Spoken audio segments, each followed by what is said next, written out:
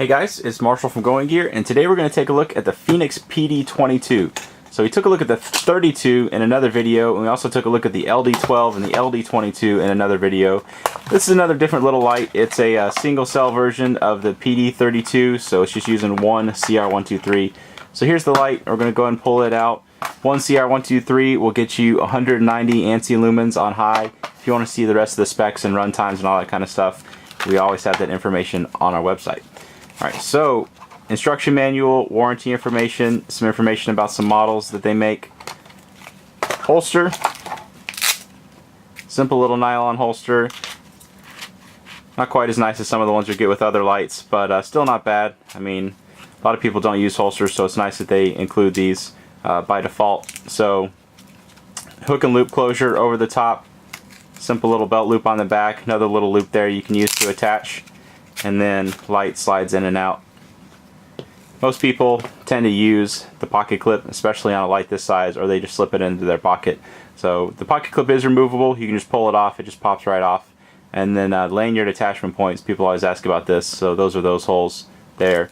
That's the lanyard. You also have spare O-rings in there if you happen to damage the O-rings. I myself have never ever, even flashlights that I've carried for years, I've never had to replace the O-ring, but they include them. I guess people are rough on their lights sometimes. So let's take a little bit closer look at this little guy.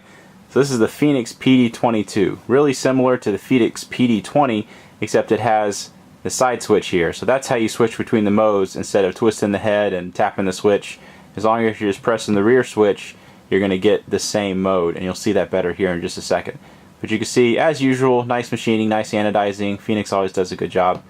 Switch on the back, nice heavy duty clip. There's that switch on the side, and the XPG LED. So it's a relatively small LED with that smooth aluminum reflector. So it's going to have a decent amount of throw for a light its size compared to the larger XML LEDs that a lot of lights are switching to. So, powered by a single CR123 battery. Let's go ahead and open up the head. CR123, slide it in. There's the inside of the head if you want to see that. Go ahead and put the head back on if I can get my fine motor skills to work. Actually, let me show you something real quick.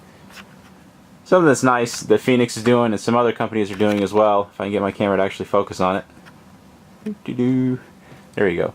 So these threads are actually square, or they might be trapezoidal, but either way, they're a little bit better wearing, they have better contact, and you have fewer problems with burring and that kind of stuff. So it's nice to see when companies have touches like that on the stuff that you don't see on the outside. So you know a light's usually a pretty high quality light when you can look on the inside and see touches like that. So interface of this, lightly press the switch on the back. You have your momentary, press it all the way for constant on, and as long as you're just hitting that switch, it's going to be the same output. To switch outputs, switch on the side, tap it, and it'll switch between 4 different outputs.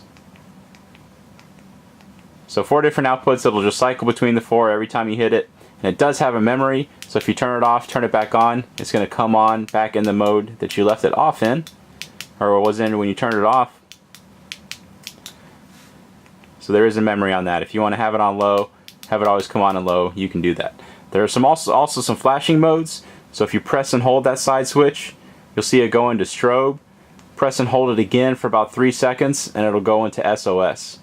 Does not have memory for the flashing modes, so if I turn it off, turn it back on, it's going to go back into the regular general illumination mode that I had it on, or I had it in last before I went into the flashing modes. So if you want to go back in the flashing modes, you just got to press and hold again.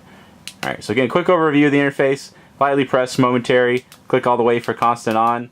Side switch, switches between the modes. Press and hold for strobe.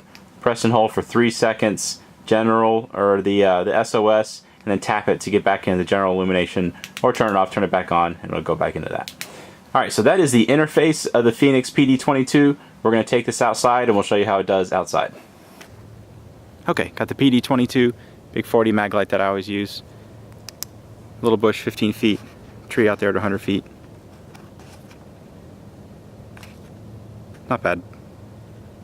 Alright, let's try out the PD22, see how it does. And I have it in one of the lower outputs. Let's bump it up. There you go. You can see the difference that a modern LED makes. Definitely better illumination. Up close, this is honestly a little too bright, but out at 100 feet, lights up everything really, really well. You saw how quickly and easily I was able to access the different modes. And of course, if you want to get into the strobe's easy to get into quickly. But the different modes are just a tap of the switch away, just to show you that's the low mode. See what it looks like up close. But the low mode, great for illuminating what's going on in front of you or up close. Alright, so there you go. That is the new Fenix PD22 dual switch light. If you like it, you can buy it from us at goinggear.com. If you have any questions or comments, you can reach us in the comments or at goinggear.com. If you liked the video, be sure to subscribe. I put out a ton of flashlight and other gear videos. Thanks for watching.